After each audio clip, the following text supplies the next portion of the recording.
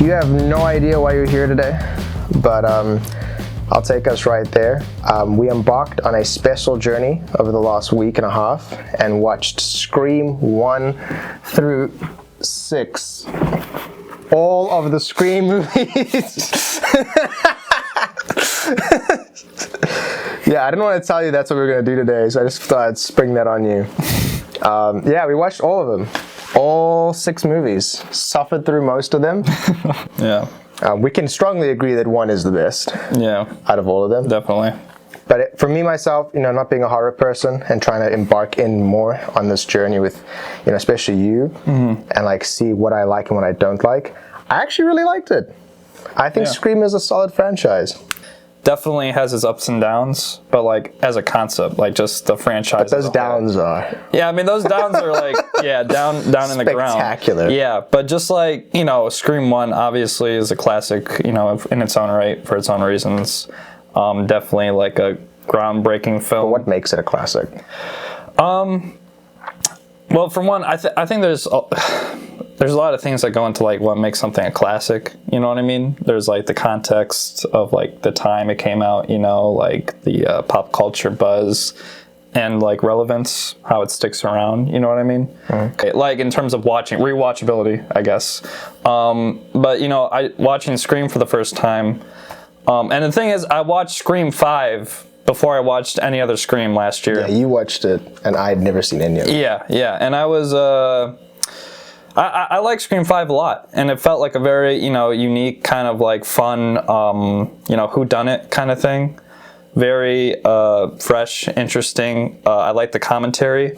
I was familiar with the concept of Scream being like a meta commentary on horror films, slasher films, sequels, franchises, just like commentary on movies overall almost.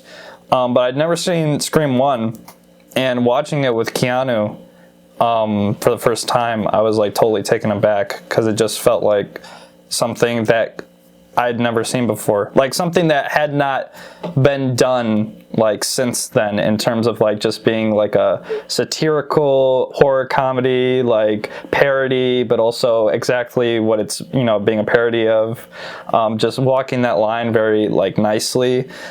Camera work amazing in terms of just a very interesting fluid camera that walks around and like moves like a ghost almost, that is like just doing these Dutch tilt angles, just totally blew my mind. Well, let's deep dive that a little bit. Okay. Because if we look at the first one, the first Scream movie is what I thought Halloween was going to be. Because you and I watched the original Halloween with Jamie Lee Curtis on Halloween last year. Yeah.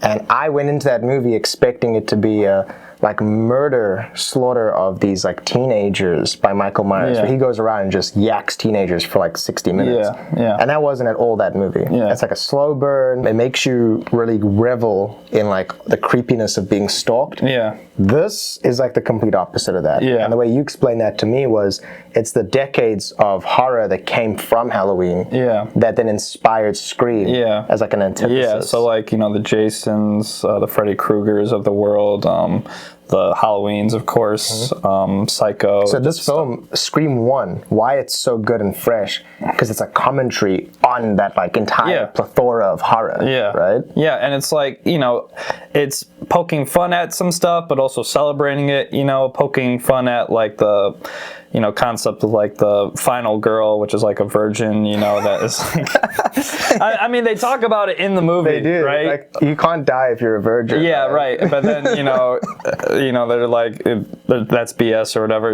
kind of because Neve Campbell loses her virginity in the movie. Yeah.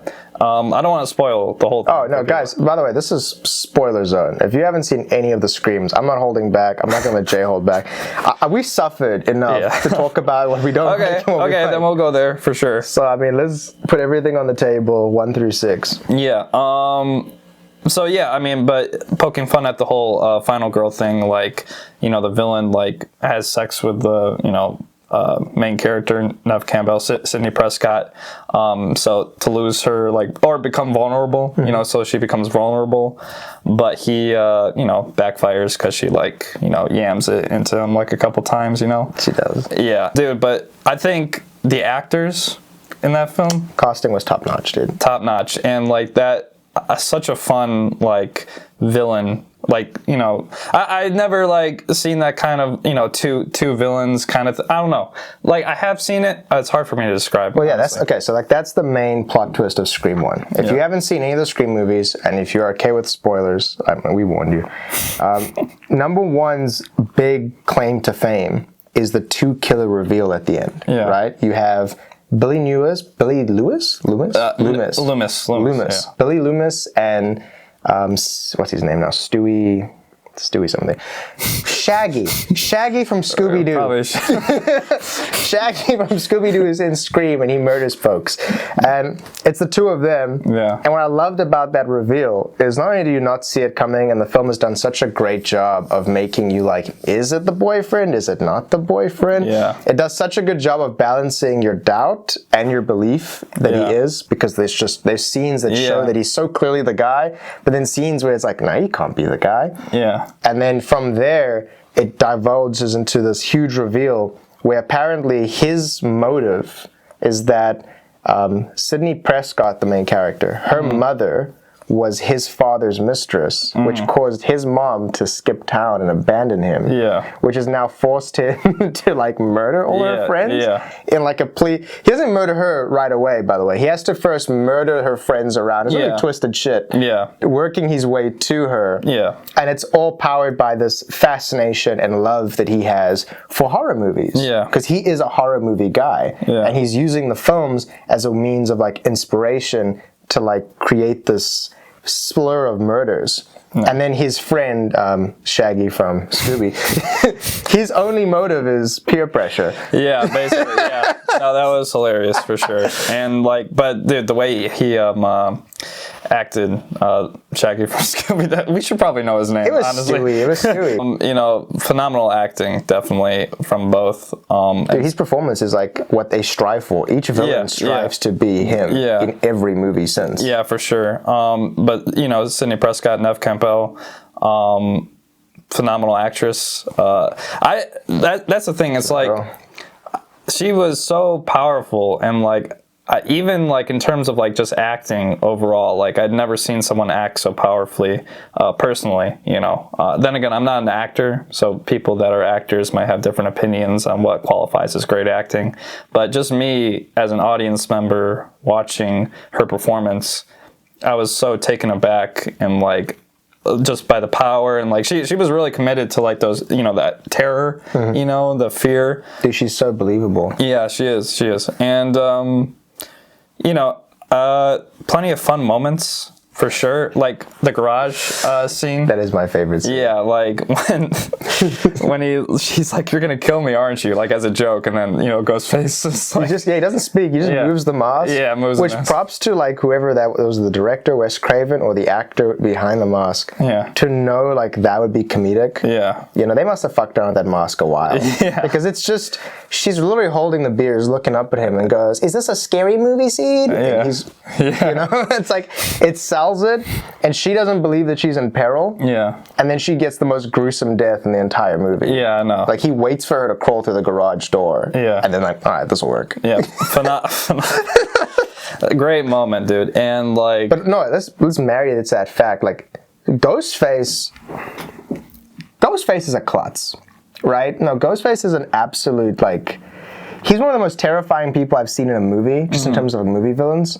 But he's a joke in terms of agility. Yeah. Like there's one scene where he runs in and it's a huge jump scare and immediately tumbles into a couch and just collapses. Yeah. And you're like, this guy's he's not serious. Yeah, and it's funny just like going through all these movies and like finding out his biggest weakness is like a wooden door. You know what I mean? Like no matter how fast he's running, if you like hit the door on him hard enough, he just like flies backwards. And there's numerous doors. The number one combo is the wooden door. Yeah. The wooden door blocked by the cupboard door. Yeah. That's like he cannot get through that. No. Door blocked by furniture stops him immediately. Yeah. And he'll do this weird thing where he like swings his arm with the knife through the crack. Yeah. that does nothing. Instead of like, you know, just taking a moment and being like, here, let me just move it slightly and then push this in and then like open the door. No, this looks scary. Yeah, right? I know. Fridge doors, right? Another thing, she slams the fridge door in his face in the one scene and he flips over. Yeah. So doors is weakness, except see-through doors. Like a glass door, that's the only one that seems like he can get through. Because he'll just jump through it probably. Yeah. I mean, also, we don't know how strong he is. Yeah. Because we know who he is at the end of the movie. Yeah. But he'll do like incredible feats of strength. Yeah. Like throwing fully grown adult men through like window panes. Yeah. And I'm like, how? And then like the reveal is it's a girl the whole time or something. Okay, so let's just so number one, what we liked and everything we went through, I think the only thing we didn't speak about in number one, because we spoke about the reveal, we spoke about the actors, was the phone call stuff. Yeah. And I want us to talk about that because when you and I watched the very first one and that opening scene happened, we were immediately like gripped. Yeah. And I think that I haven't watched a lot of horror films, and I do plan on watching more. Yeah. I'm growing an appreciation for this genre. But I don't think we can undersell how amazing the opening scene of Scream 1 is. Yeah. It really is, in my point, like the antithesis of horror anticipation. Yeah. And there's some great video essays I've watched that break down why it's so good. Yeah. But I mean, Drew Barrymore being the first actress you see, I can imagine in the 90s, her as famous as she was, you really assume that she'll be the main girl. Yeah. And then she doesn't even make it through to like the opening credits. Yeah, definitely. It's iconic for a reason, you know. Even, you know, not having watched Scream, like I was familiar with the whole, you know, phone call, you know, scene, like just watching different videos and little breakdowns and stuff. And it, like you always see it around, but just seeing it, you know, as a movie, as a part of a movie straight, you know, like from beginning to end, I was like totally amazed and like really loved that kind of slow creepiness of like the person that you think you're talking to isn't the person you think you're talking to, you know what I mean? Dialogue was totally phenomenal and never replicated quite as well by like the sequels. I mean, there was a few where the first thing you said to me, was while we were watching the scene, we were loving it. You were like, this wouldn't work today because no one would pick up. Exactly. Yeah, I know. I mean, 90s were a different time, and I guess like people were more bored back then, you know, so you probably would like just, you know, stick around and, you know, talk to them. But, you know, ever since Scream, people have gotten wise and like, you know, turned it off. Do you think Scream did that? Do you think Scream is like one of the reasons? Definitely one of them. We wised up? Probably. Because, I mean, that's something that, like moving on to Scream 2, you and I, we definitely have an appreciation for it. But we don't like it. Yeah, no, Scream 2. But, you know, I think Scream 1 is like 9 out of 10, I think, certainly. But Scream 2 is like, it's slower and like it slows down a bit. Camera work isn't quite as expressive. There's not those like crazy movements or, you know, tilt angles anymore. It's more like subdued. I mean, you get some of that and you get some interesting moments and shots like Randy's death, you know, which is like interesting because it's in broad daylight, you know, so which both of you agreed that was like the only validating part of that film was the fact they took such a risk and took out that character. Because the way they took him out is also badass. They're trying to solidify like, you know, the risk or the stakes because, you know, anyone can die kind of thing. And I love Randy as a character, certainly one of the best characters in the first two films. F's in the chat for Randy guy. Yeah, for sure. You know, and once he died, that was, you know, cool. You know, like I think, of course, Neve Campbell is still a phenomenal actress. You know, plenty of cool moments. But I think what stifles that film in particular is the lack of Ghostface in it. Oh God, yes. And then now this is where we start this crucial journey of. The beginning of the worst part of my opinion, like all the Scream films, is the insistence on this will they, won't they relationship of Huey, the cop. Yeah. Well, he becomes Dewey, who becomes the cop / sheriff. Yeah. And then Gail Weathers. Golly, dude. Who cares? If you are a fan of Scream and this entire franchise, I need to know, like, if you're someone who grew up with these films, loves these films, is addicted to these films, was probably alive when they were released in order, did you care at any point? I can't understand like the amount of screen. And I think I told you at one point, I was like, oh, here we go, 20 minutes with this. And it literally was 20 minutes of just Huey and, what's his name, Huey? Dewey, God damn it. Dewey and Gale just like in their feels, you know, is it going to work out? Is it not? Like, and I'm like, we don't care. I just, oh God. Yeah, I know. But the thing, it reminds me of like Top Gun, you know, like that relate, like, you've seen Maverick, right? Yes. Top Gun. You haven't seen the first one? No, I watched the first one, but it was like a decade ago. Okay. Well, I mean, Maverick had the same problem too, but the first Top Gun was even worse with the love interest. Like, you know, everything else about the movie is cool, but then the love interest is like out of left field and uninteresting and like, you know, kind of kills, just to add to the runtime almost. It's even way worse here because it's like, to me, for one, David Arquette, right? That's the actor's name for... Could be. Okay, well, the actor for Dewey... Guys, we're not prepared for this. Jaden knows what's happening today. Yeah. We're pulling this out, but it's fresh. It's hot. It's coming to you I came into the room, he was setting things up and didn't have a shirt on. I was so confused. But anyways, the actor who plays that character of Dewey is not that great.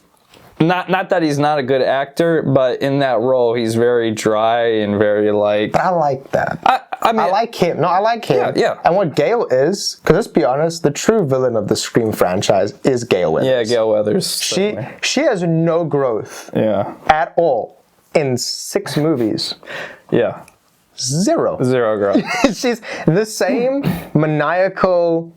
like conniving bitch from movie 1 to movie 6. She's just a douche, right? Like, and there's no redeeming qualities, and I don't understand why Dewey is so like infatuated with her. And why does she like him? Like, it's just like a weird dynamic of like. And the screenwriter's just committed to it. Each movie they made it worse for us. Yeah. And I couldn't enjoy number 2 for that reason as much as I would have liked to, because that became such a focal point of number 2. Right? And I mean, it was meant to be bigger and better. I mean, Neve Campbell, the lead actress, Sidney Prescott, who does get good moments in here, right?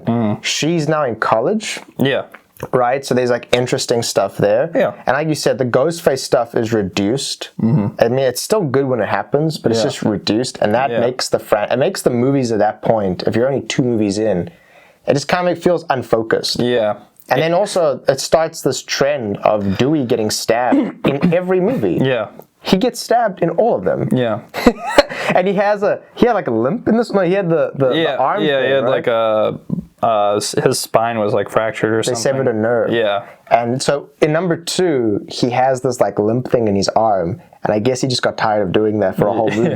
So in the 3rd movie, he comes back and he just has a limp. Yeah. His hand's perfectly fine. Yeah, and then by 4, he's like, you know, just like... Yeah, he's normal again. Yeah, I don't think that's how bones work. But anyways,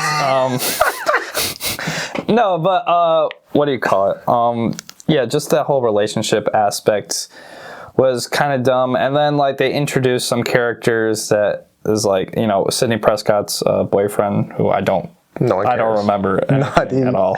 And then Timothy Oliphant, I don't remember his character name either. So this is the fun part. You fell asleep. No, I fell asleep in 3. Oh, we haven't got to 3 yet. Yeah, but I mean... number 2 was Timothy Oliphant. He was the bad guy. Yeah. And he was their friend. Yeah. To be honest with you, that entire movie, I had no idea what his relation was to them. Yeah. I didn't pay attention, or I wasn't, like, I didn't care because of like all the like Dewey and Gale stuff. Yeah. But by the time it's revealed that it's Timothy Oliphant, when he takes off the mask, I'm like, how? Well, that's the thing. It's like, you know, they do that because they don't want you to expect it. They want it to be someone that's like there, but like he wouldn't. But the whole appeal of the first one was, you guessed the love interest as soon as the phone fell out of his pocket when he snuck through her window. You're like, it is this guy. Yeah. No question. Yeah. Let's wrap it up. Yeah. But then he gets arrested and then he's not convicted and he's released. And you're like, maybe he's not. And they did a good job of like, if not. But then they start making him suspicious again. And then more stuff happens where he's no longer suspicious and then back and forth. So by the time it does get revealed, you're like, oh, wow. Right? Yeah. But when you watch Scream 2, there's like no suspicion on Timothy. I think they just like Randy discloses it in the beginning of the movie. He's like, it could be this guy, but it won't be. Yeah. And it's like, what? And then Randy dies. Yeah, I know. It's like, it wasn't like, and then he does his best impression of the Scooby-Doo guy from the last film. We need to know his name. Yeah, Timothy does a great job trying to impersonate Shaggy from the first film. Wait, can you look up his name? I will put a picture up. It's Matthew Lillard. The actor's name is Matthew Lillard, who was the first. Okay, I'll refer to him as such. But let's focus on what makes this plot twist, what made it so, I guess, like weird for people when they watched it back in whenever this movie came out. Yeah. Timothy Olyphant is a serial killer who was like hired by the original Scream killer's mother, the one who walked out, the one who. So Sidney Prescott's mom was apparently pretty loose in the sheets.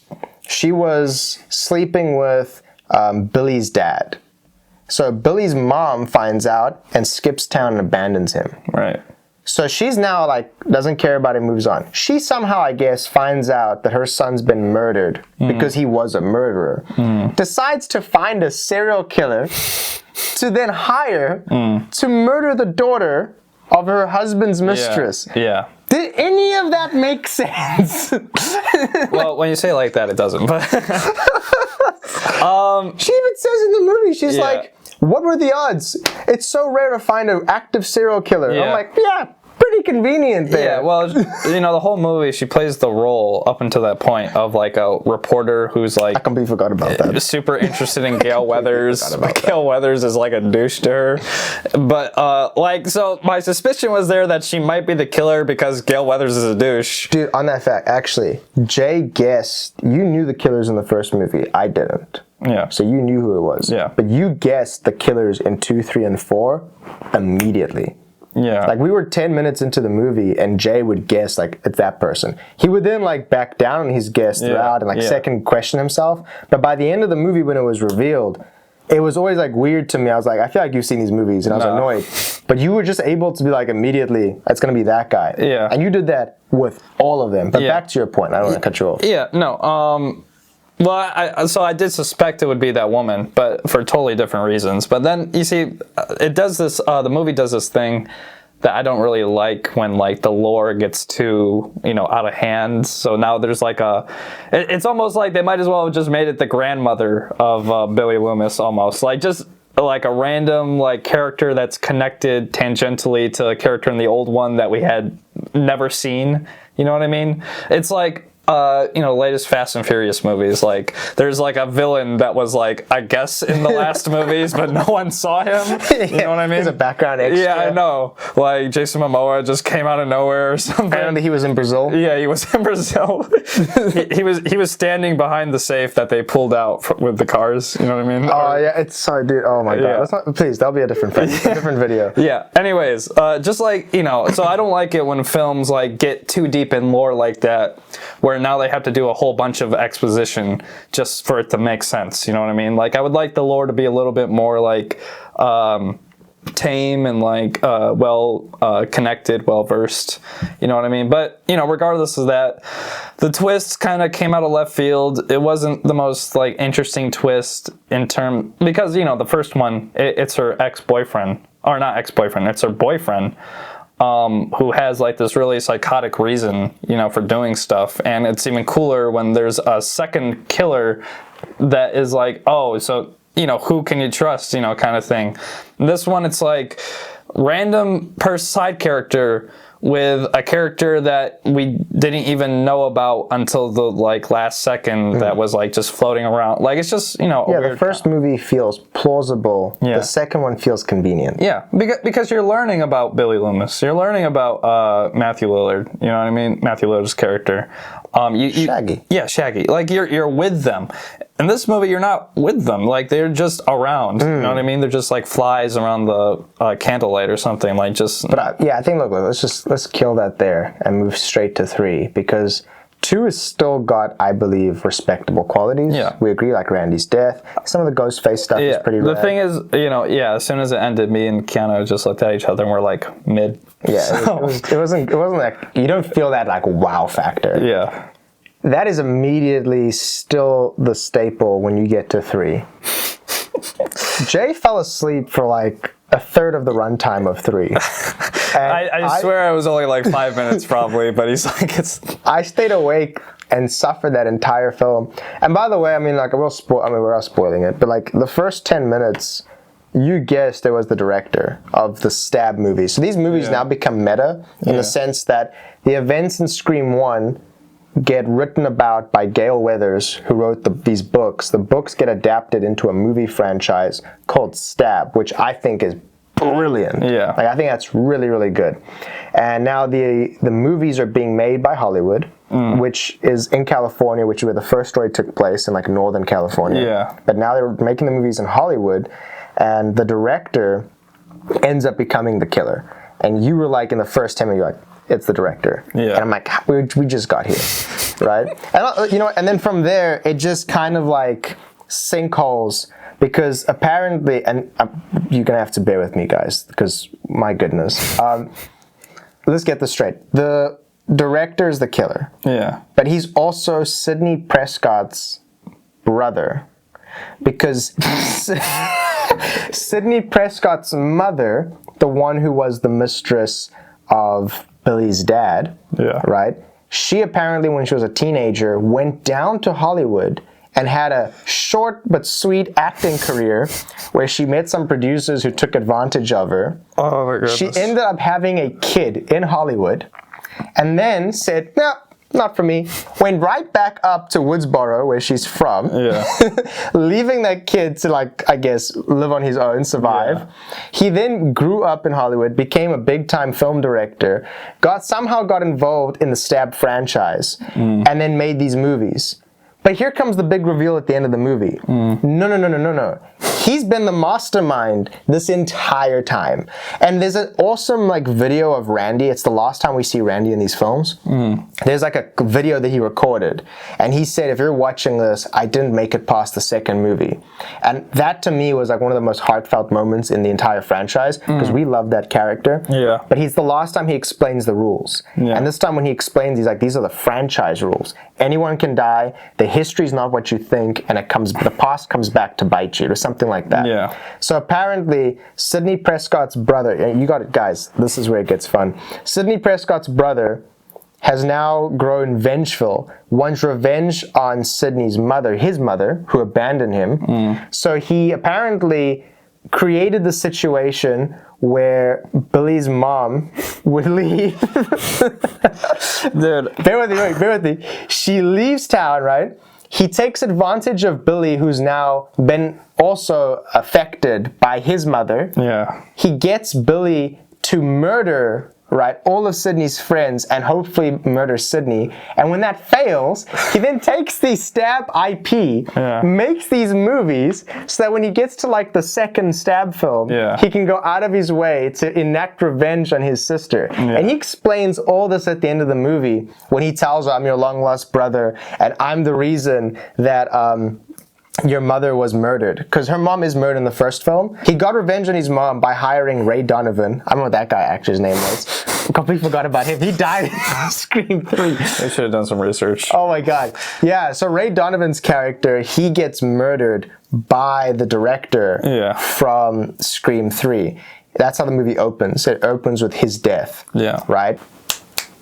Alright, we ran out of space there. We're back. So, as I was saying, let's try to sum this up.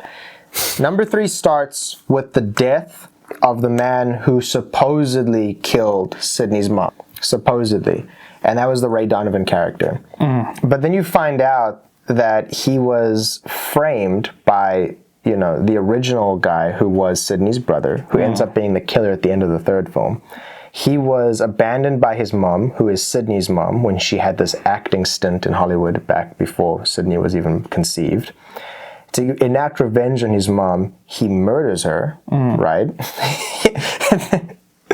And then convinces Billy Loomis to go out of his way and kill Sidney himself. And then Billy goes on, like, because he loves horror movies, and he does the whole thing we saw in Scream 1. Yeah. But why I don't like Scream 3 is, one, the Gale and Hugh. Is it Dewey? Goddamn. Gale and Dewey's relationship is the focal point of the third film. Yeah. It is it is like the spine of the story. Yeah. And it sucks. Dude, by the way, Courtney Cox, Gail, the actor for Gail Weathers, like her whole look in that movie is the worst thing She has that like ever fringe, right? Yeah, no, it's like her kid like cut her hair or something, you know what I mean? Like, and then she's got these weird eyebrows and she looks so pale and like... It's a rough look. Yeah, I know. It's like just the dumbest thing ever. And Dewey also works in Hollywood now. He's he's a consultant on the Stab I'm movie. not gonna lie, I don't remember a single thing. All I remember is that terrible bit they did where it's with the gas. Oh yeah, explain it. Explain the scene. Well, I don't even... all I remember is like, you know... So the way it went down was they're in the house, the killer's outside, but then the lights cut out, the phones don't work, and the fax machine starts turning on. Oh, yeah. And the fax machine starts printing out pages of a script. Yeah, they're reading the scripts to figure out what happens next. And then they're like, wait, if he's making us stay inside to read, it's a trap. Yeah. So they run out. But then there's one guy who stays in the house. No, he doesn't even stay in. He runs out. He's like, wait, I need to figure out what happens next. And then he runs back in. And he starts reading the script. And then he can't see because there's no light. So he walks into the next room. The kitchen. Opens a cabinet, finds a Zippo lighter, lights up in front of him so he can see the page. Yeah. And then it says the next person who dies is the one who smells the gas. Or can't smell the gas. It can't smell the gas. And he goes, what? And then all of a sudden, the whole house, which, by the way, the explosion of that house is immaculate. Like Mad Max Fury Road. Practical, beautiful. But it's the convenience of it. It's like the whole problem I have with the killer at the end. It's how, and your whole thing is, you hate when the movies are so dependent on lore for narrative because it just feels convenient. Yeah. How did the killer hope that the guy would need to light the page? So he has to cut the wires so there's no electricity in the house. The guy has to go into another room to find something to light up. What if the guy found a torch instead of the Zippo lighter? Yeah. But no, the killer knew that he would find a Zippo lighter in the cabinet of a house that he's never been in before. Like, the convenience of it is what's frustrating. And then he dies. And you're like, okay, he was just cannon fodder. But the movie, and then this happens throughout all the Scream movies. You have this persistence on, like, convenience. Yeah. And it sucks. Yeah. It makes the stakes feel low. I think, that's consistent throughout all the Scream movies. Even some of the good ones is like, there is a level of, like, convenience, you know, where they explain things, you know, at the end. Some do it better than others, but 3 is an example where they do it really bad. But I still don't understand how the killer is her brother and how he orchestrated the entire thing. I would probably have more to say if I didn't fall asleep. He literally orchestrated the events in the first movie.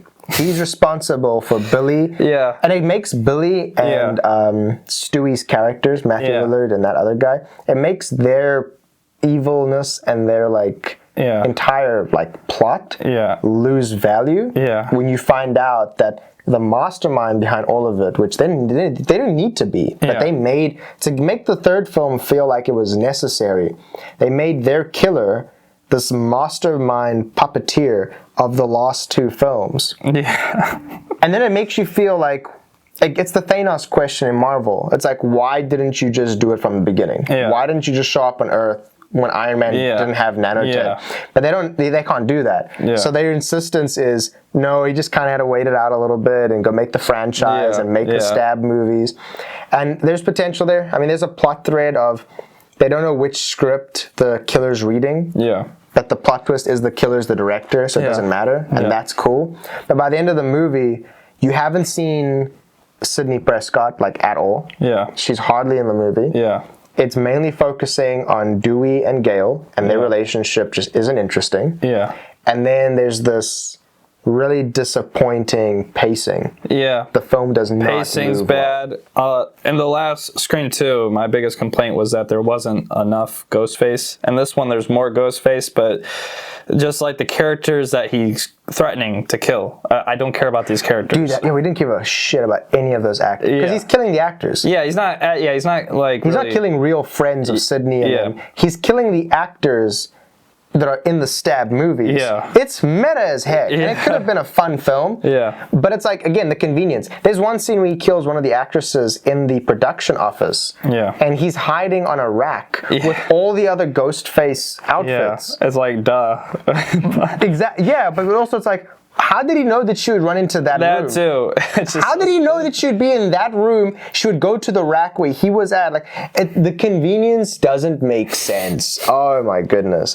It was the most infuriating. Yeah. I love movies. I love making movies. Yeah. I love watching movies. Yeah. But I love when movies make me feel smart. Yeah. And you can only suspend your belief. Absolutely. The first Scream is so good because I felt like I was right when I was right, even though I was wrong. Like, I was like, no, it's him. Has to be him. Nope, can't be him. That's obvious it's not him. Yeah. Like, I feel like I'm smart. Yeah. And by the end of it, I'm like told that I'm dumb, but in the best way possible because I'm surprised and I'm rewarded.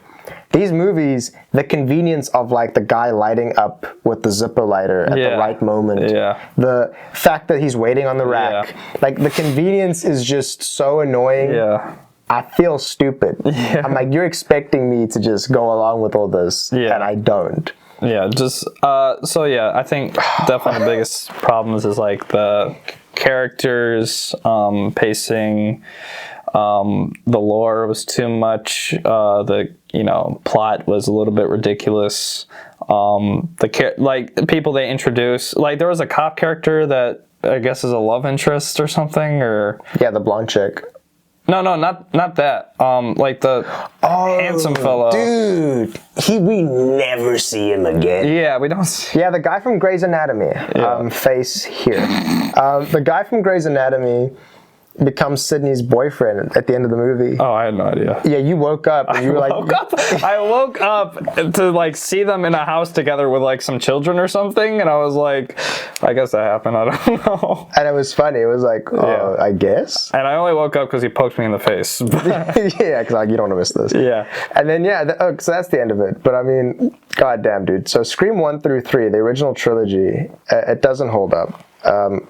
Scream 1's great. Yeah. Scream 2 is interesting, but Scream 3 just completely nosedives. Yeah. The killer's not interesting. The convenience is annoying. Yeah. It just doesn't hold. But come Scream 4. Now, you told me Scream 4 was like 2011? Yeah, 2011, 2010, sometime around then. Dude, it was like 10 years since the last one. Yeah. Like since 3. Yeah. Now, Scream 4, I did not enjoy. Yeah. Because it's a comedy. Yeah. It is a comedy with some really incredible and thrilling Ghostface kills. Yeah. He has the killer Ghostface, just the figure of what he is. Yeah. Because when you find out who Ghostface is, it's kind of like a letdown because the figure, the silhouette of Ghostface, the iconography of him, right? This little like doohickey I have up here, like it's just so terrifying. Yeah. Being chased by someone who looks like that. He is death. Yeah. It's one of the best like masks in like film. Hands down. Yeah, this film, it takes a bold leap. Well, not a bold leap, I would say. I mean, all the Screams have sort of had like a comedy element to it, but like from the get-go, like it leans more into like the parody aspect of the films, you know what I mean? Which, me personally, Keanu didn't like that as much. Me personally, I was like, I appreciated it because they were trying to like, they were like, okay, we've done it this way, let's try to lean in the other direction and make it more fun and like lighthearted, But like, so that was nice. But it didn't really make up for like the shortcomings, you know what I mean? No. The shortcomings being, once again, these new characters that are introduced, like I really don't really care about, what is it, her niece or something? Or so yeah, the story doesn't really focus on, this is when the movie stopped focusing on Sydney, Gale, well no, they still focus on Gale, but Gale and Dewey. Yeah. And Sydney now starts taking a back seat in her own franchise. because they introduce Emma Roberts. Yeah. And Emma Roberts is the niece, supposedly the niece. Niece Also, or some relative. let's just face this. The movies are so dedicated to relating their characters to the original cast that they start creating like these weird, like off-brand, like relationships and relatives. Yeah. Apparently, she has a cousin or a niece that she didn't know about or something. Yeah. And that niece happens to be Emma Roberts. And the whole movie, Emma Roberts' friends start getting offed one by one. And that's, again, so I guess where 3 failed, it was like they were killing people we didn't kill about.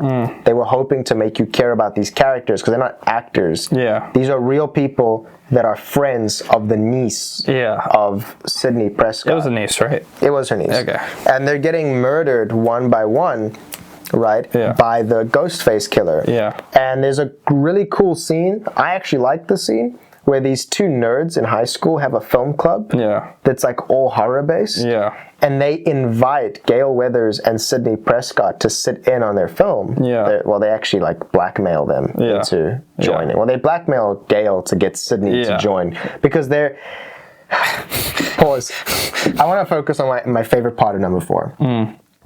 Number 4's entire like reason for existence being the last film directed by Wes Craven. Wes Craven directed all 4 of the original movies. Yeah. Number 4's thing is how society responds to a serial killer. Yeah. How they respond to horror stories. Yeah. And how we become infatuated with these, like, with the taboo of something like a murderer. Yeah. And we saw it with like the Jeffrey Dahmer series. Yeah, it's very predictive, I think. The Ted Bundy movie. Yeah. But this was the first to do it. Yeah. They were like, the movie's no longer a meta on horror movies. It's no longer a meta on, that kind of way of, it's no longer a meta tale of a genre of like, hey, here's the virgin who can't die by the end of the movie. Yeah. The killer's always the love interest. Right. No, it's now a meta commentary on people who are obsessed with horror movies, people who are fans of horror movies.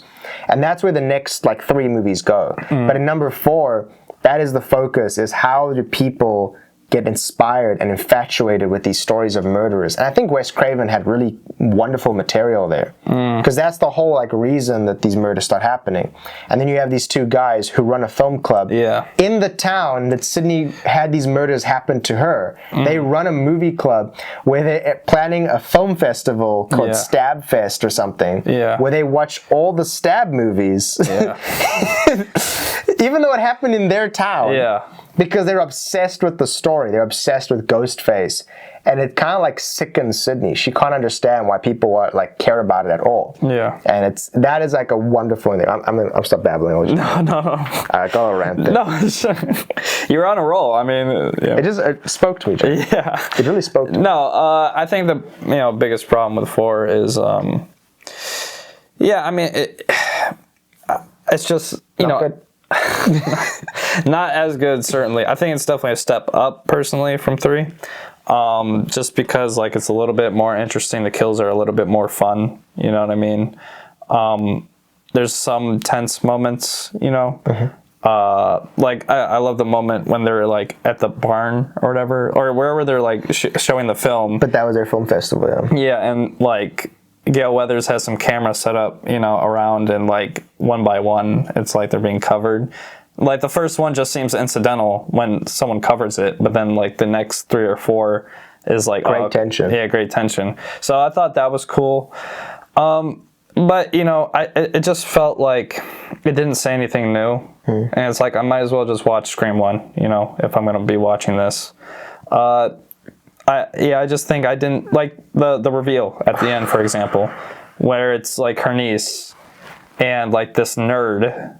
I didn't care about the nerd. Yeah, it's Macaulay Culkin's brother. Yeah, Kieran Culkin. Who knows? I don't know. Like he just looks totally goofy. Yeah, he gets the girl. Yeah, he gets. In the movie, by the way, he gets like the hot blonde chick to kiss him. Yeah. He kisses her. Yeah. And then he literally says to her at the end of the movie when he stabs her, he's like, "You would have never paid attention to me." I'm like, "You got the girl." I know. What are you? I would have called off the whole thing right then and there, you know what I mean? Better man than me. Yeah. I would have called the entire thing off. Like, no, you don't understand, dog. I got what I needed. Yeah. He gets the girl and still stabs her. Because he's still pissed that he wouldn't pay attention to her or something. Dude, it's so, oh my God. Because, yeah, he's a movie fanatic. Yeah. And Emma Roberts wants to be famous like her aunt, like Sidney Prescott. So the two of them connive this evil plan to reenact the murders. Yeah. Right, and then Gail all of a sudden starts becoming a journalist, an investigative journalist, and she starts like figuring out the clues. And I'm like, oh, whatever, this is Scooby-Doo. Yeah. and her relationship with Dewey's annoying as always, because they're like a real relationship now. They like I think they're married. Married for like a couple 10 years. 10 years. They've been married for 10 years, which I mean, good for them, but whatever. And then you have the reveal, like you said, Emma Roberts and the Culkin brother, and it's just. You don't buy it because they're very small and frail people. Yeah. The thing about the original Scream killers is they were like post-pubescent boys. They look like men. Yeah. Like I could believe that Matthew Lillard could throw me through a window pane. Yeah.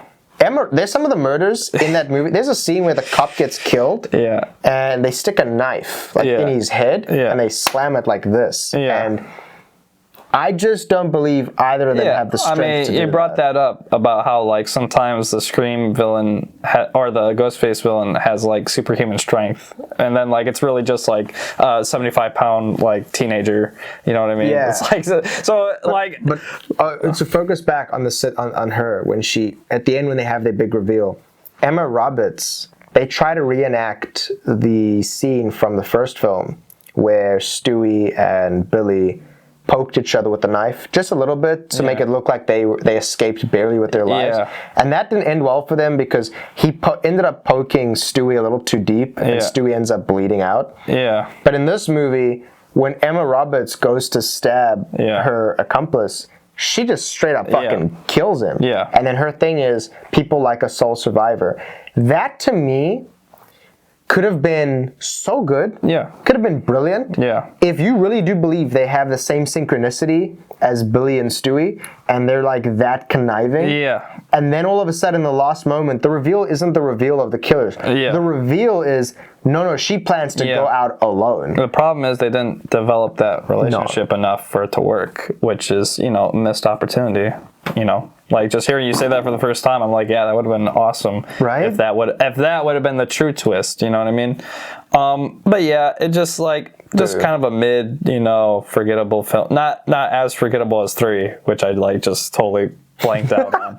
But like 4 is like, you know, tries to, you know, be a little funnier, tries to like be a little interesting in that regard, but nothing that I would be like, oh wow, I really want to watch this again. Like, you know, it's just disappointing because like seeing Wes Craven's vision, you know, and I still need to watch more of his films, honestly. Like, you know, but just seeing his vision in that first one, and I don't know if they worked with a different cinematographer. Yeah, 4 looks different to 1, 2, It looks different. But not, just like, but that first, the camera operation on the first one and like how they build tension in that first one feels so inventive and fresh and like, you know, dire. But, you know, as the films progress, it just gets more and more bland and stale and like, you know, the camera's just like capturing a wide or something, like just staying still. And it just doesn't feel, you know, quite as fun and interesting. So, I mean, that's all I really got to say about 4. I think it's the last time, or not the last time, but Dewey and Gail's relationship, of course, is a bummer for all the wrong reasons. They just really held on to that, dude. Yeah, well, they're trying to like create some lore, you know what I mean? Like they're trying to create some like. But it's like you don't believe her because Gail, like I said, she's the villain of these. She's the same she gets punched like 4 times. Yeah, there's no chemistry. Like they make her out to be the villain. But you almost. Like in the first movie, you like the little bit of chemistry that's there between her and Dewey because you know that she's taking advantage of it. Yeah. He takes her for a walk to this car that crashed in the woods. Yeah. Which ends up being Sydney's dad's car. Yeah. Right? But when they're walking to the car, they're having a little chit-chat. He's flirting with her. Yeah. And she's kind of like manipulating him. And that's it. And then from that scene, I guess they birthed an entire relationship that no one asked. Well, yeah, earlier in the film, too, of Scream 1, they're like, having playful back and forths, and she's like, telling him, like, he's like pretending to be like a macho man or whatever, and she's like, trying to get into his head. So it's just like a little playful side thing, like I never took them seriously as characters, unlike Sydney and Billy Loomis and the rest of them. But yeah, as the franchise progressed, they really took that relationship serious to like create some sort of fandom, but I personally don't care. I know, here's the thing. I know there's people that care, right? Doubt it. Dude. Doubt. There are certainly people that care. Like me and him were watching some reviews. Like after we would watch these movies, we would go watch reviews. Yeah. And like there would be people that would be like, it's pretty good. Like they like that kind of stuff. Screw those people, dude. Yeah, I know. Like it's so ridiculous. So maybe it's just a me and him thing though. But like you can tell us in the comments if you liked Gail and Dewey's relationship, if you think they deserve better. Because I mean, I like Dewey's character. Yeah. Because he's just like this sweetheart cop who really shouldn't be a cop. Yeah. Like he's a dumbass. Yeah, he's a goofy mustache. Like... And Gail is the sophisticated reporter who's malicious. And she's the villain of these movies. You can't convince me otherwise. She makes a profit on all the trauma. Yeah. And she's a great commentary. Don't get me wrong. I think her character's good. I don't want their characters out of the movies. Yeah. But the forced like relationship between them, it's just annoying. Yeah, it almost would have been better if Gail's character was like a side character that would come around and like it's just like because Sydney becomes like a background character and we love Sydney, dude. No, dude, Sydney is the best actress in these films, but not only that, she's like the most because you care about her in the first one. Like the first one is about her, like you care about her, and like going into these next ones, I mean, Scream 2 focuses on her, but you just wish it would have been better. But then 3 and 4 kind of like in 3 she's like a therapist on the phone. Oh yeah, no. Now I remember. Like in 3, she spends like at least a third of the movie on the phone, and she's having visions of like her mom or something becoming a zombie. Or there's like a zombie. Like her mom comes back from the dead. Yeah, like what? I will say that it's not like a real thing. It's like a vision. Yeah. But her mom like crawls out of the ground, walks to the house, slams on the windows. And the only reason for, like Randy says, is the main character will have flashbacks. I'm like, well, I guess that's why. And in the 4th one, she wrote a book. She wrote her own book. Yeah, it's like a self-help book or something. Self-help or something, yeah. And it's annoying because we don't care. Yeah. But we're just happy to have Sydney back. Yeah. Because Sydney, throughout the entire movies, feels like the most realistic person. Yeah. She just feels like what we would all do. Yeah. She defends herself. Yeah. She never like just screams in peril and hides. Yeah. She fights back. Yeah. She's smart. Yeah. She doesn't care for any of this bullshit. Yeah. And when you watch the movie, you're rooting for her because you feel like you would be her in that situation. Yeah. And she's the most compelling character. And for whatever reason, I mean, this could be Neve Campbell. I mean, we don't know why she would exit the film slowly throughout. Maybe the filmmakers didn't feel like she was necessary anymore, or she wanted out of the franchise. Yeah. But you feel her loss. You feel the omittance of her presence in the now preceding films, and that takes us into 5. Yeah. I'm gonna go straight off with the bat. I really like 5. I like 5 a lot. Yeah. I like the cinematography. Yeah. I love the cast. Yeah. I love the new actors. I love so much about 5. Yeah. That I think, to me personally, the only films I can rewatch and have true enjoyment is 1 and 5. Because I feel like you need 1 for context. Yeah. And then you take 5, and 5 feels like a fresh re-envision of the same formula. Yeah. And they introduce new characters. For example, they introduce Samantha. Yeah. Samantha Carpenter, and her sister was Tara, Kara, whatever. Tara Carpenter. And the two of these sisters, the Carpenter sisters, who obviously are named after the great, John Carpenter, the horror director. Yeah. And then there's another character called Wes for Wes Craven, which is really cool. I think. Chad and Mindy too. Naming the characters after like horror directors is really sweet. But the two main characters is Jenna Ortega's, who became super famous after this. Yeah. But Jenna Ortega plays Tara. Yeah. And I think was it Tara? Yeah. Autocorrect here. Tara and then Sam. Now, again, I really, really like 5. I like 5 a lot. And it's weird because everyone who grew up with the original Scream movies does not like 5 or 6. Yeah, dude. It kind of reminds me of when The Force Awakens came out. And, like, Force Awakens, the biggest complaint, like, there was a lot of complaints, obviously, with Force Awakens. A lot. Me, personally, I liked it a lot, you know?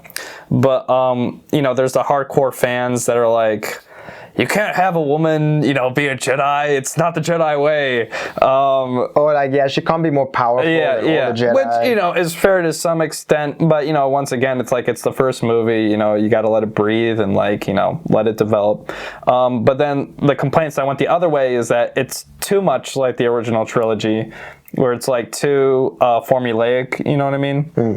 So it's like, you know, there's certain fandoms that you can't win with. And I feel like Scream is one of them, where it's like... But it's weird because the movie's good. Yeah, no, the movie is great. And, like, I think... I heard a complaint, like, from some YouTube critics, you know, that I watch, you know, like, a complaint is that the pacing is bad. And I'm like, it's definitely better than... 2 and 3. 2 and 3 and 4. Yeah, like the pacing is, you know, perfectly fine. And it also feels like 5 is made by people who love Scream. Yeah. Like, you can tell the directors really love, like, everything, the ambience of Scream. Yeah. Because they'll use, like, original pieces of the original score. Yeah. To, like, help aid moments.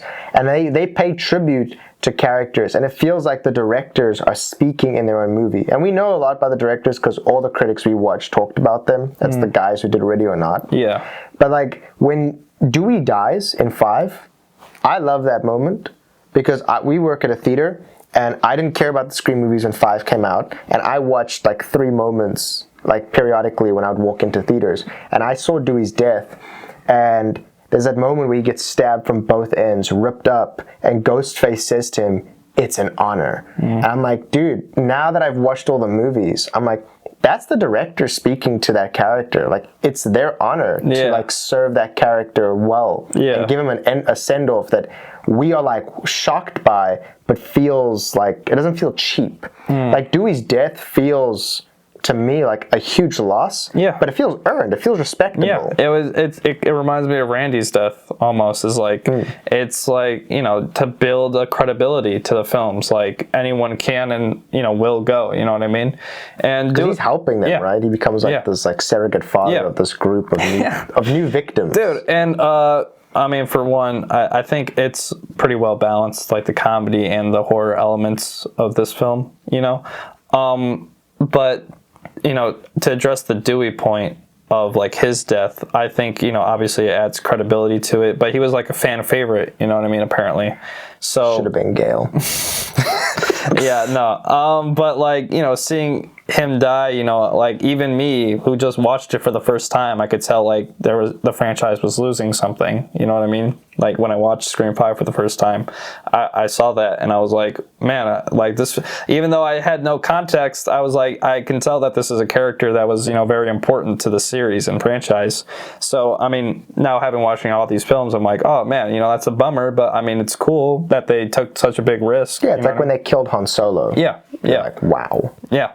And so that was cool, but, like, to address the film overall, it was well balanced, well paced, in my opinion. I love the actors that came in. You know, it felt fresh. You know, new blood. You know, Scream 4, they introduced younger actors to, like, revitalize it, but then they all die. Or they all suck. But this one, now they're the heroes. Like, the younger actors are the heroes, and they feel interesting. Well, let's talk about that. The new characters. They're all related to the original cast. Yeah. The ones that we like, right? Yeah. You have Sam and Tara, who are... Well, Sam's the illegitimate daughter of the original killer. Billy Loomis, yeah. So, again, like I told you earlier in this video, they went out of their way to come up with these, like, bullshit... Is this going on Instagram or YouTube? We'll see how bad it is. We're misremembering everyone's names, so... We're back. Storage. Man, it's a struggle. They introduced some new characters. Sam, apparently, is the daughter of the original killer, Billy. So, supposedly, in the original movie, before he died, Billy was cheating on Sydney with some rando and impregnated her. and then died, right? Yeah. That daughter would grow up to be Samantha Carpenter, who is the now focus. She's the main character of these movies. She also has a sister, a half-sister, right? So the different dad, same mom deal. And that is Jenna Ortega's character, which is Tara. And their chemistry as sisters is brilliant. I buy it. I love the relationship they have.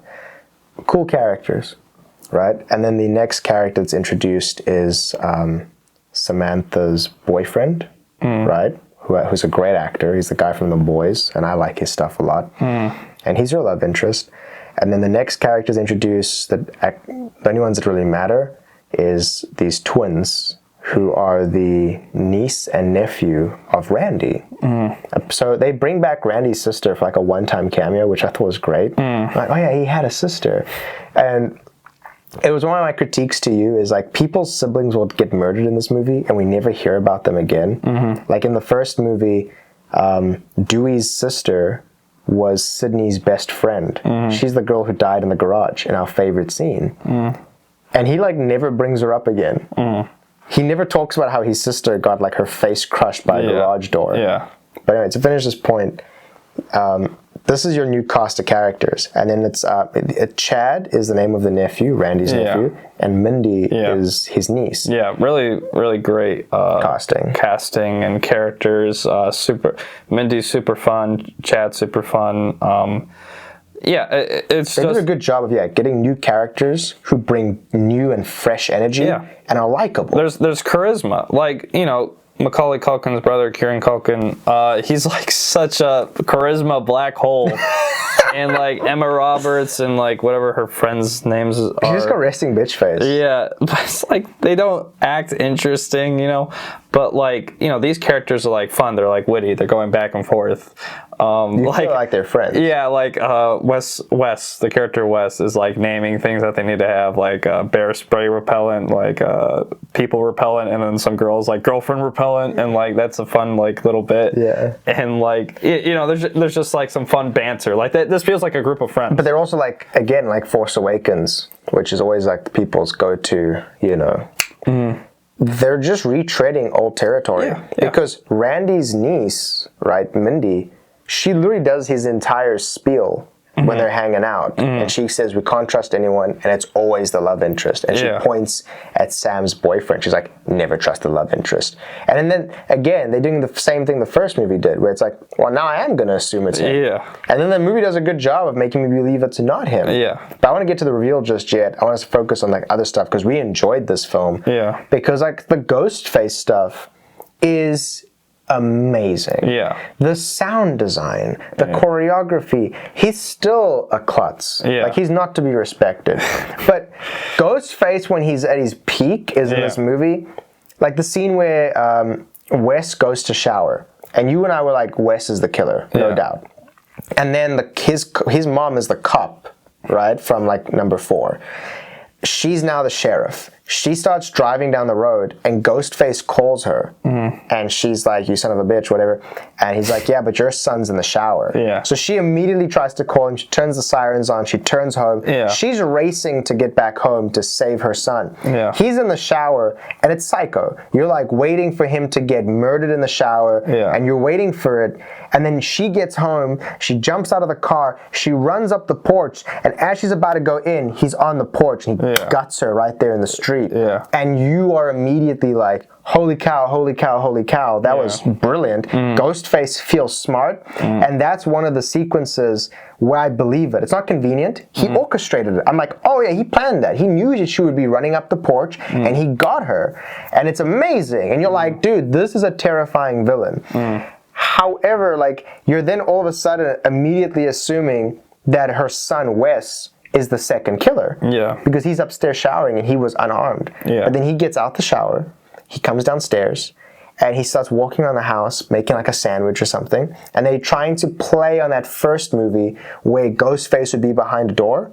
So there's a whole bunch, like a whole montage of him opening doors, the fridge door, the cupboard door, the bedroom door. And when he closes it, you're expecting Ghostface to be behind it, but he's not. And then Ghostface, he was at the front door, right? No, he like closes the front door and then he turns around and Ghostface is right behind him. Like he's in the house already. And then you're like, oh cow, wait, it's not Wes. And Wes gets murdered by Ghostface. Yeah. And you're immediately like, oh, I don't know who it is at all. Yeah. And I thought that was brilliant. I thought that was really creative.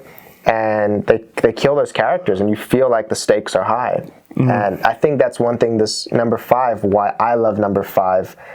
Number 1 obviously is my first one, but 5 to me is like my second, because I didn't know who it was, and they did a good job of keeping me on my toes. Yeah. And by the time the reveal does come in, it feels earned. Yeah, and they bring back Sydney, and Gail's a lot more palatable in this film, thankfully. She's reduced. Also, their relationship died. Yeah. Dewey and Gail's marriage ended. Off screen, sadly. I would have liked to see that on screen, but even though it would have been 15 minutes of runtime. Dude, it would have been like a whole hour. Yeah, but but Sydney comes back, and she's like a seasoned veteran, almost. So she's like giving her advice, Yeah, she's giving pointers. Yeah, I think that was cool, and like when she comes into the house to find the guy, she's like, shooting all the right doors, Yeah, she's got a gun now. Yeah. I'm like, it took her a while. Yeah. And this film is her passing the torch to Sam, right?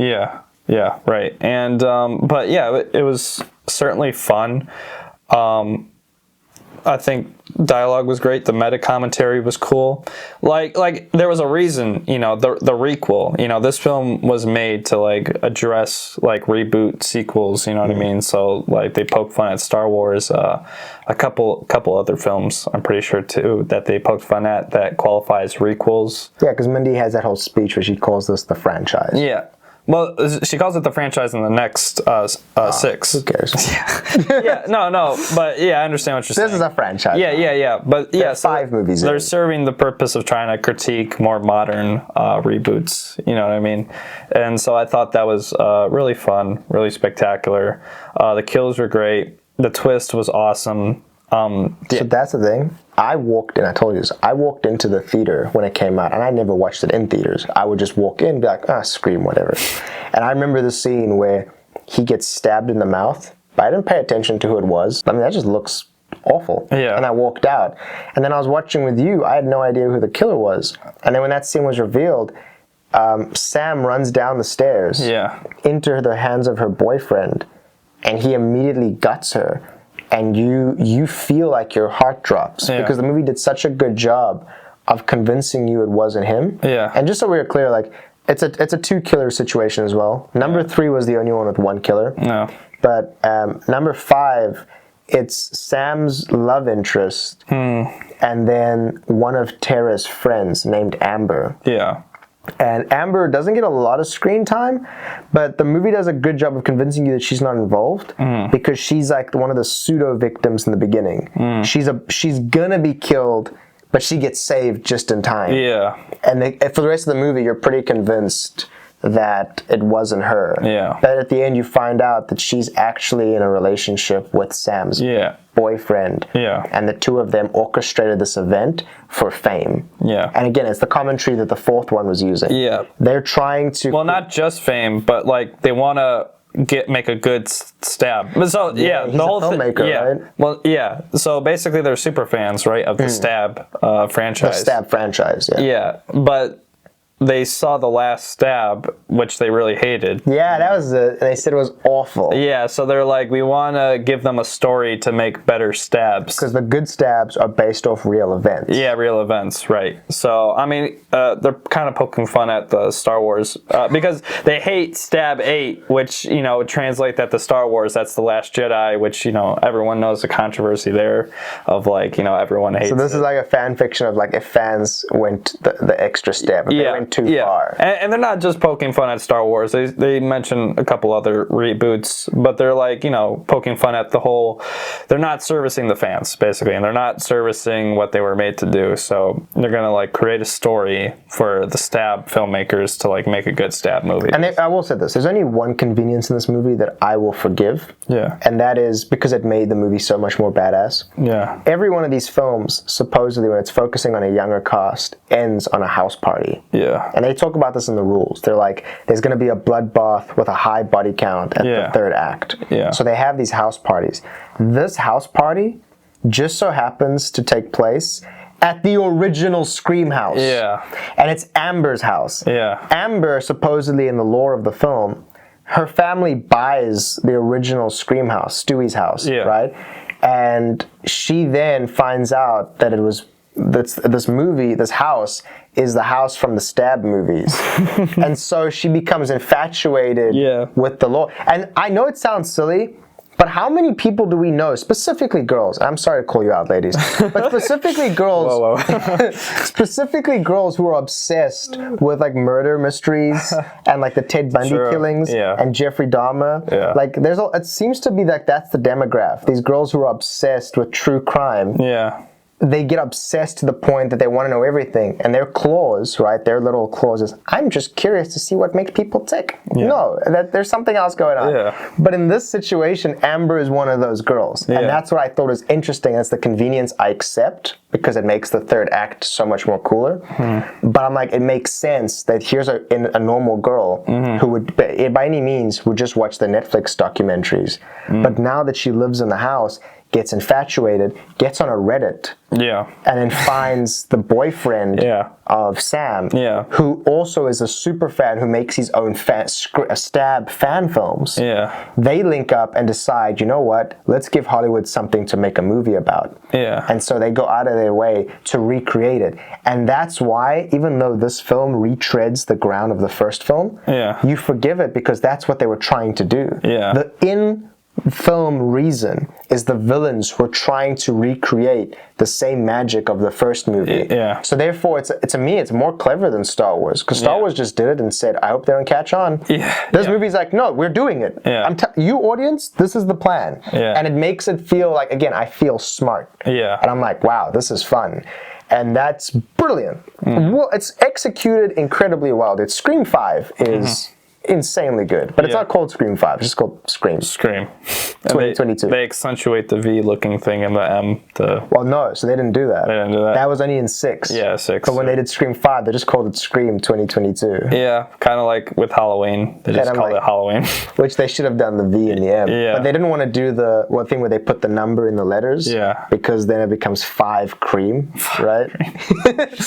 So, I mean, moving on. We liked it. There's people who should have died. Chad should have died. Come on, man. In 5, he gets stabbed in the yard. He gets stabbed like 5 times. Survives. Mindy gets stabbed like once in the shoulder or something in the house. Out. But her death, her potential death, is so exciting because she's watching the original Stab movie that's based off the events in the Scream movie where her uncle Randy was the only one in the house alone, going against one of his rules, never be alone. He's on the couch making fun of this Halloween movie where Ghostface comes behind him. And he's like, look, turn around. He's behind you. And Mindy's doing the same mistake her uncle does. But then she thinks to herself, watching this actor playing her uncle, she thinks to herself, I should probably turn around. She turns around and sees Ghostface, and I loved it. I was like, that to me is fucking amazing. Like, I loved all that. But I don't know, like that's all my notes on 5. I love that too. I love that scene. That was a great one. Plenty of good scenes. Just plenty of great moments. I think 5 was a step back in the formula, but it felt fresh. It felt cool, and I liked it a lot. I really did feel like it was a good sequel to the original. Requel, right? Yeah. Certainly better than 2, 3, and 4. It felt closer to the roots, It reminds me of the Star Wars. I keep going back to Star Wars, but there's a lot of similarities, But it reminded me of Star Wars in the sense like George Lucas, kind of went up his own butt in a way with the prequels, and like got a little carried away. Yeah, got a little carried away, and like part of me feels like maybe Wes and the writer of the Screams, I think it's like Kevin Williamson, like they got a little bit carried away with their own like lore, you know what I mean? And this one felt like, okay, let's bring it back to what we liked about the first Scream, and then go. So that segues perfectly into 6. Because 5 and 6 have no involvement from Wes Craven because he passed away. But they still have involvement from Kevin, the original writer. As a producer, right? He's a producer. And I think, again, the directors are great because the directors obviously love the original Scream franchise. So they do a great job handling it. 6 is the whole reason we started this journey. It's the Yeah. whole reason you're watching this video. I'd never seen these movies. I've heard about them. They're beloved, obviously, in the horror community. And then Jay, I knew I had never seen the others except 5. Yeah. And so I decided, like, hey, let's do it. Like, for the hell of it, let's go watch these movies before we watch 6. Because I wanted to be a part of the hype. Yeah. And the hype for 6 is real. And we went in, and I'm not going to lie, dude, I enjoyed a lot of it. Yeah. Like, from the beginning, Scream 6 changes the precedent of, like, what you expect. Yeah. And it's great. I mean, like, for example, the killer unmasks himself in the first 5 minutes. Yeah. And I thought that was brilliant. Yeah. And then he gets killed. You see, they're always trying to add something new. And I like that about all the Screams, really. They always, like, try to add something new to make it feel fresh. Except 3. I don't remember anything about 3. But, like, everything, you know, feels like a new, like, 2 is, like, now it's in a theater. You know what I mean?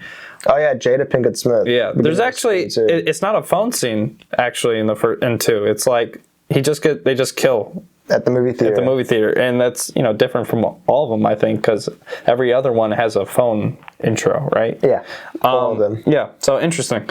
But they're always trying to, like, add a little something. So this one has that opening where it's like you see it. So you think, oh, okay, so is this a version of it where we know the killer and now we have to work backwards? And you get excited because you're like, oh, how is he going to be a part of the friend group? Yeah. And they're not going to know that it's him, but we know it's him. Yeah. Like, it gets you excited, and then they just kill him. Yeah, they just kill him, so they go back to the mystery, which, you know, is fine too.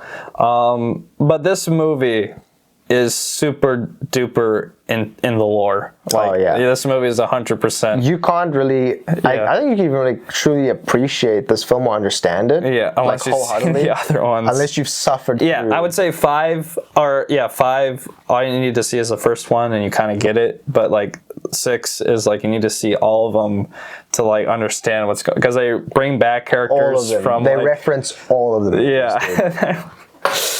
And it's like, you know, bringing up PTSD almost. So, like, yeah, there's like a whole, like, there's an evidence board where they have all the original killers and they're just walking you through the movies and you're like, yeah, that sucked, that was kind of okay. Yeah. And how they're all linked. And it just shows you how ridiculous this franchise has become. Yeah. But we still, like again, the Ghostface stuff is incredible. Yeah. Jenna Ortega, her character Tara, and Sam, their sisterhood is brilliant. And then something we forgot to touch on is Sam, being the daughter of Billy. She apparently now because she killed the guy who was trying to kill her. She murdered him with the knife, right? Her love interest. Yeah. She's now become, like, she goes to therapy. She's got PTSD. She's got, like, a thirst for blood. Mm-hmm. She's kind of becoming a serial killer herself. Yeah. And she's a little worried of what that's going to do. And for me, I thought that was missed potential because I thought she was the killer in the movies. Yeah. I thought that she donned the mask and actually was now murdering copycat killers to protect her family and her friends. And I thought that's where the movie That would have been super duper interesting. It would have been great. Yeah. Because obviously the movie would have to end with her either dying or going to jail. But you would understand, like, she's like, you don't understand. To stop this from happening again, I have to play their game. Yeah. I have to finish what my father started. Yeah. I have to be the killer. Well, yeah. And they don't do that at all. Well, listen, Mindy has another monologue where she's, like, explaining the rules. Monologue. And then she says stuff that's interesting where it's like, it's, okay, so expect the opposite in this film. Or, like, it could be anyone. Like, no, like, basically, the screenwriter is almost telling you, like, okay, now it could be anyone. Yeah. But then it's just, like, it's people that you would, you know, the usual suspects. The killers in this film, like, when the reveal is not satisfying. It reminded me, I told this to Keanu, it reminded me, the same way 2 is to 1, 6 is to 5, in terms of, like, you know, 5 is its own thing, and then 6 just builds upon the lore, like, set up in 5. So this one is, like, the family of the killer is coming back. We know nothing about this family. Yeah, so Sam's love interest in 5, who was apparently, like, obsessed Stab fan of the Stab franchise in the Scream movies. He made fan films and all that. His name was Reggie. In the wake of Reggie's murder, the entire internet has started blaming Sam for his death. They don't believe that Reggie was the killer. Because they know that Sam is the descendant of the original killer, they believe... Reggie or Richie? It was Reggie, I think. Okay. I mean, it doesn't matter.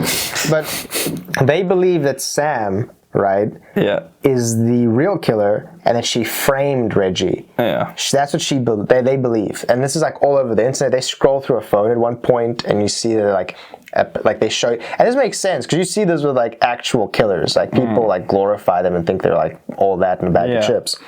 But it's interesting because Sam is not a bad person. Though she has a thirst for blood that is touched on, she keeps the beast at bay, right? And now the movie all of a sudden makes you believe that her love interest who tried to kill her has relatives like his father, his brother, and his sister. And now they've connived an evil plan. So somehow a rather ordinary family has decided to enact revenge. Yeah, it's like... on these two teenagers. The brother and sister, you know, two characters that we really don't get to spend any time with, you know what I mean? The killer that we spend the most time with is the dad, you know what I mean?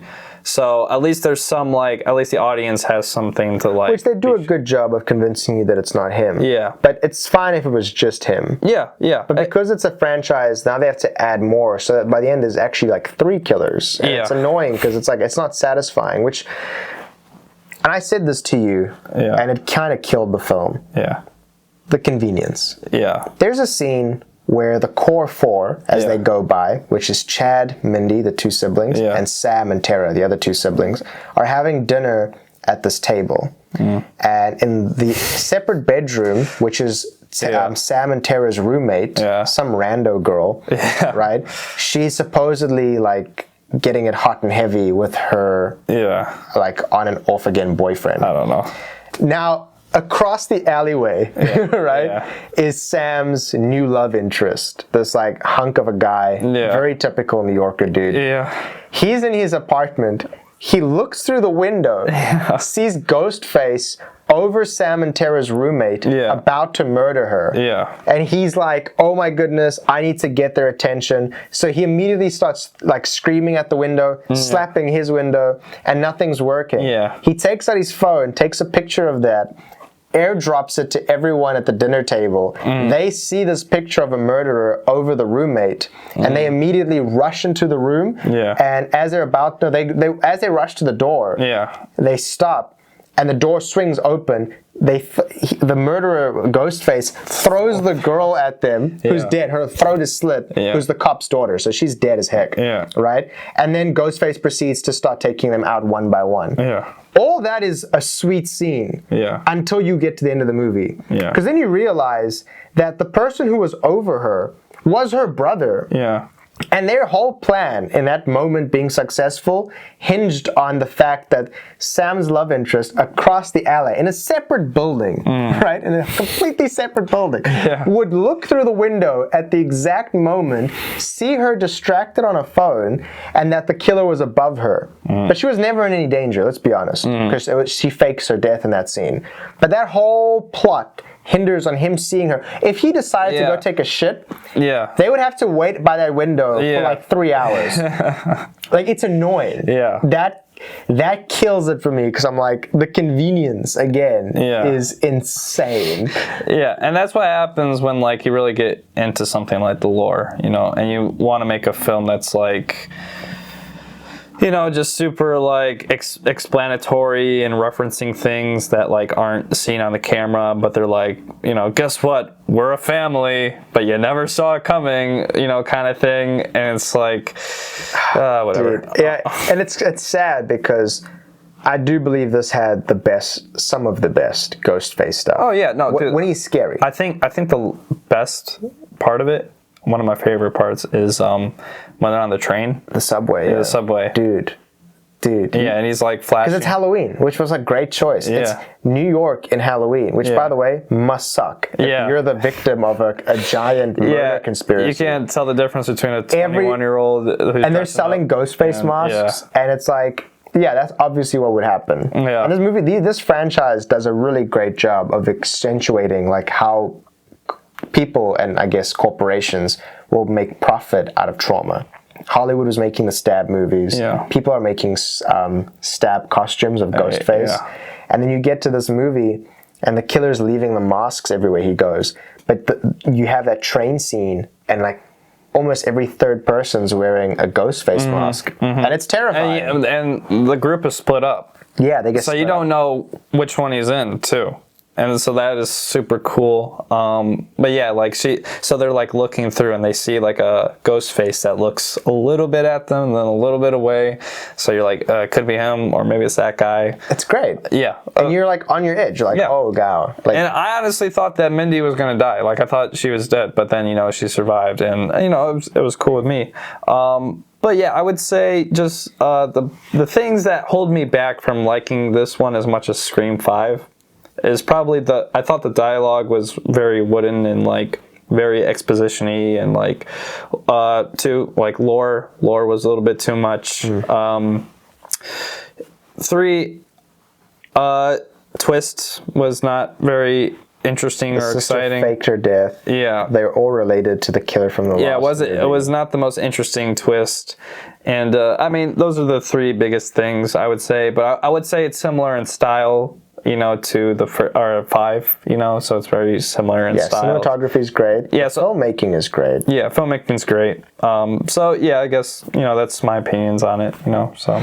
And then it leaves the door open now as to where this goes. Because I'm not gonna lie, I'm okay if it ends here. Yeah, but I was okay if it ended at 5. Honestly, like if they would have ended it right then and there somehow. I would have been like, okay, that was pretty cool, you know what I mean? But obviously, like they say, they're trying to build a franchise. I would be fine if it ended here too, but I'm assuming they're gonna release a film in the next year, probably. Scream 7. Scream 7, hopefully Sydney makes a return. Yeah, she's not in this one at all. Yeah, Gail is like... Gail gets attacked, and for a second there, we think she's going to die. It was just so close. Yeah. You're so hopeful. Because she was like... And she pulls and then through. They put a pulse in, she's like, she's still alive. And you could see how frustrated I was. Yeah. I was like, golly, got another movie of this lady. Yeah. Also, there's not a lot of like... So, for example, the apartment scene was great. Right, like the guy puts the ladder across the 2 buildings. There's some tension there. There's some great tension, and they have to crawl across, and then the girl, like the ghost face turns the ladder over, and the girl hits her face and on the ground, like she falls to her death. It's amazing.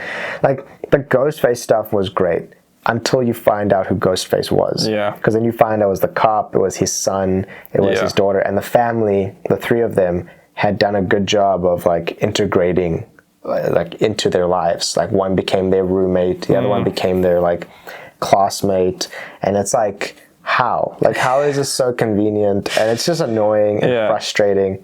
I don't buy any of it. Yeah, it's a little bit silly, I guess. Yeah, and it sucks because the Ghostface stuff was great, the subway stuff was great, the ladder scene was great. Yeah, when he goes into the shop, dude, and like you never seen Ghostface so out in the open. But he's just like, okay, well, They used it in the trailer. Yeah, I'm John Wick now, and he's like, just starts going. By the way, actually, this is the one movie where like Ghostface is the most like coherent. Yeah. Like he is John Wick. Yeah, like he's like double pumping a shotgun and stuff. Like. Yeah, he's a legit badass. Yeah. And you're like, how? Yeah. And then you find out who it is, and you're like, not a chance. Yeah.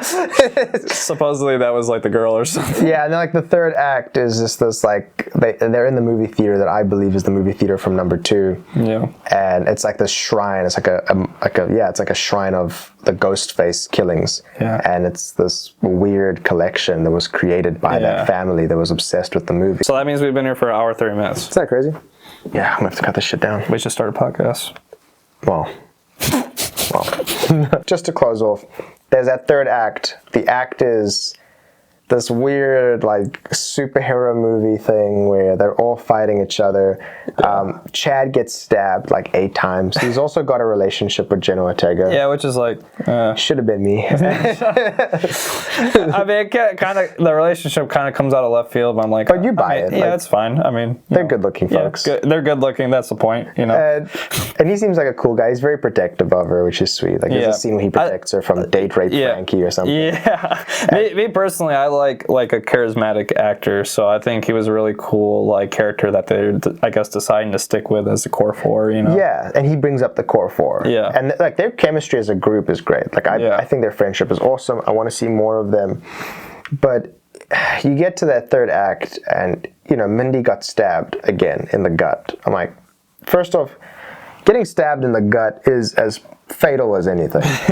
Like, a blade has now entered your torso and divided your organs. There's no coming back from that. I know. And then on top of that, you have the fact that he gets stabbed by the two Ghostface repeatedly. Yeah. No, and not in the stomach, in the chest. They go crazy. They stab him. Yeah. Repeat, like 1, 2 on both sides of his chest. The way they shoot the film would actually suggest that he did die, because they give him like a slow-mo, like close-up, you know what I mean, where he's like, run, or something. Dude, like, yeah, and I thought that was it. I was like, and I was sad to see him go. It felt like he was taken from us. Yeah. But again, it was like what happened with Randy. It was validating. Yeah. I was like, wow, dude, they really took this guy out.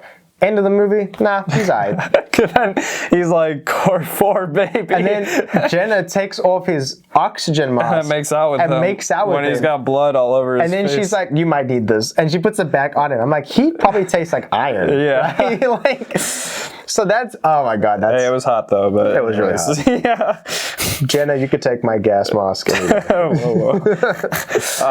But my oxygen mask. Yeah. But yeah, so I guess closing.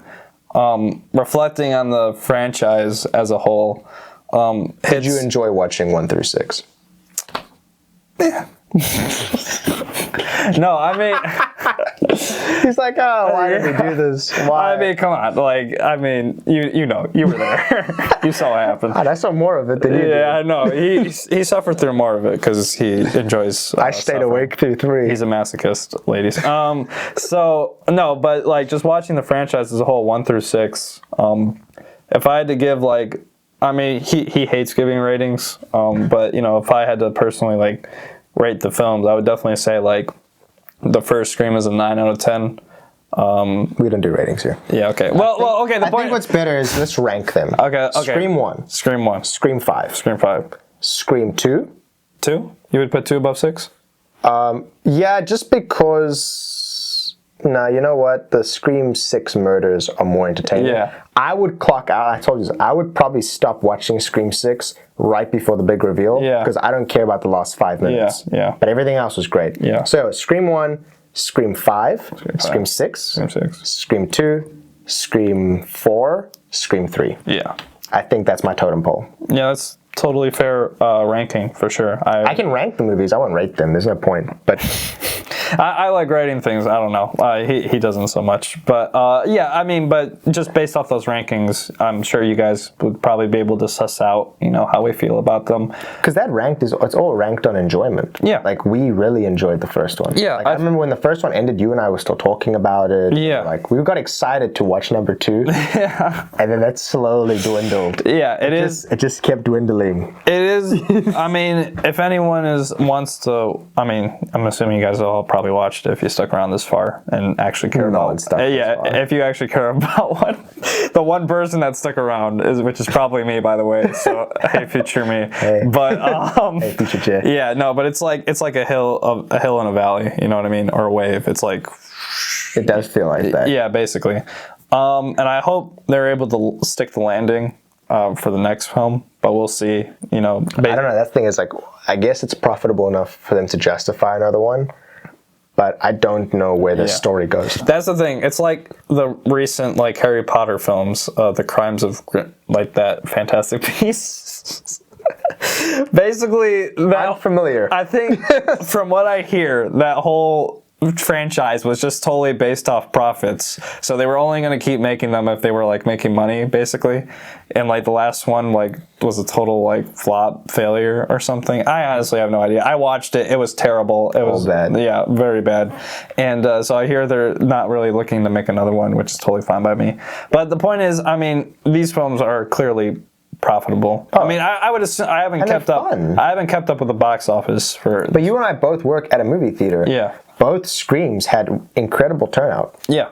No, definitely, for sure. Not just like dedicated fan base, but like people, like a lot of teenagers are still excited about this. I'll tell you what. The Scream formula works because teenagers, like young people, are excited by that. They're like, "Whoa, dude! Like, that's cool, and it's it's fresh and it's exciting, and it's like, wow, what if that was our friend group?" And I can still see the appeal. Yeah, definitely.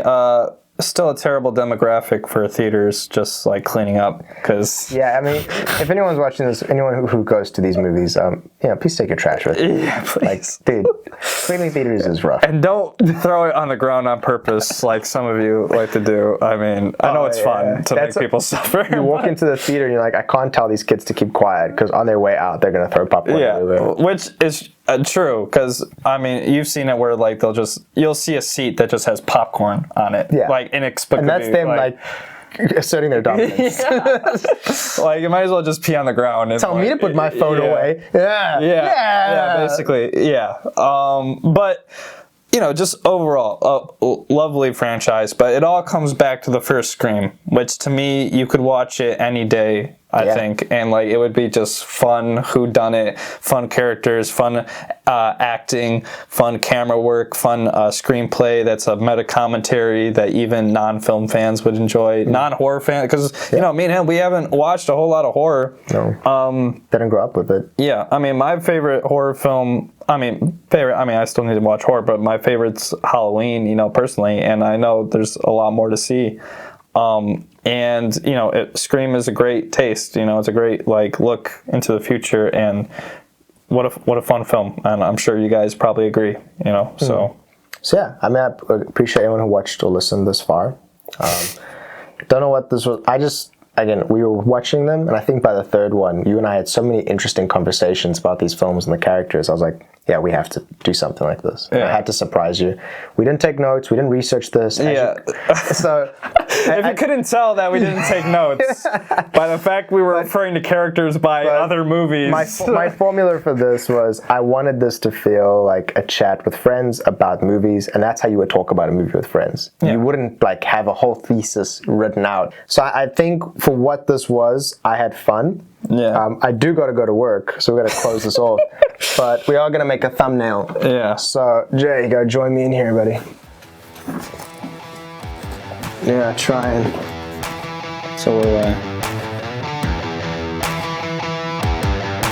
Is that good? I think we got it.